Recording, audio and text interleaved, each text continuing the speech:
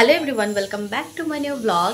আজকে আমি তোমাদেরকে দেখাবো বাড়িতে তোমরা কিভাবে সরু চাকলি বানাবে আসলে মামনি, আর আমি তোমাদেরকে পুরো ব্লগটা দেখাবো কি করে বানাচ্ছে।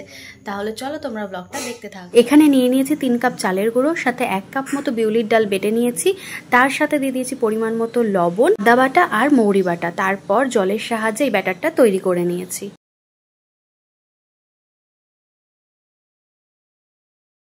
এবার ফ্রাই প্যান গরম করে তাতে একটু তেল বুলিয়ে নিলাম, আর তারপর 1 হাতা মতো দিয়ে দিলাম।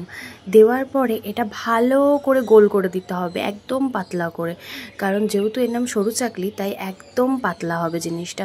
দেখতেই পাচ্ছ মামনি কিন্তু এখানে একদম পাতলা করে গোল করে দিয়েছে। তো যাই হোক, এবার এটাকে একটু উল্টে দেবে। একদিক হয়ে গেছে তাই আরেকদিক উল্টে দেওয়ার পরে এটাকে নামিয়ে দেওয়া হয়েছে।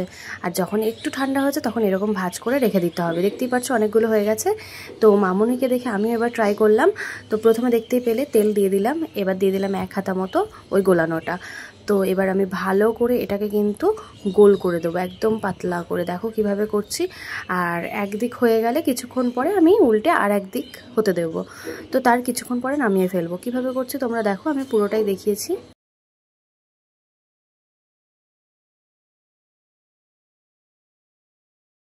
এই যে একদিক হয়ে গেছে তাই আমি চারিদিকটা খুন্তি দিয়ে একটু উঠিয়ে নিচ্ছি।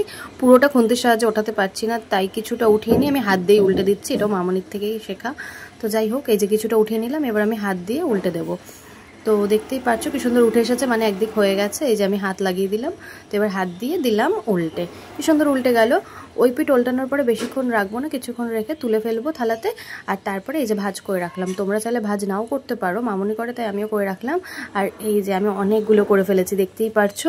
তো এই কটা করে নিয়ে আমি তোমাদেরকে দেখালাম। কিরকম লাগলো আমাকে কমেন্টে জানিও। আজকের ভিডিওটা এই পর্যন্তই, সবাইকে টাটা।